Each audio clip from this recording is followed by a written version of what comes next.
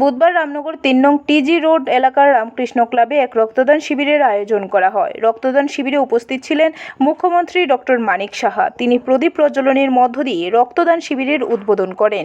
মুখ্যমন্ত্রী বলেন, শারীরিকভাবে দুর্বল হয়েও রক্তদানে এগিয়ে আসা যায়। এটাই প্রমাণ করলেন শারীরিকভাবে দুর্বল সংহিতা দত্ত।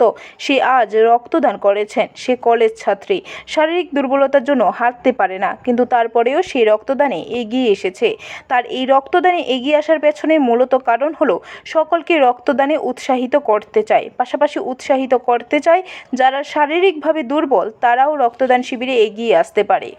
এবং বিশেষ করে যারা ব্লাড ডোনার, যারা আজকে স্বেচ্ছা রক্তদান করতে এসছেন, এবং যারা ডাক্তারবাবুরা এবং ডাক্তারবাবুদের সাথে যারা অন্যান্য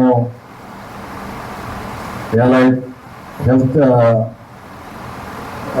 ওয়ার্কার্স এসছেন এবং আমার সামনে উপস্থিত আছেন এই এলাকার বিশিষ্ট ব্যক্তিবৃন্দ এবং আমার প্রিয় সাংবাদিক বন্ধুরা, সবাই। ব্যুরো রিপোর্ট, খবর ত্রিপুরা।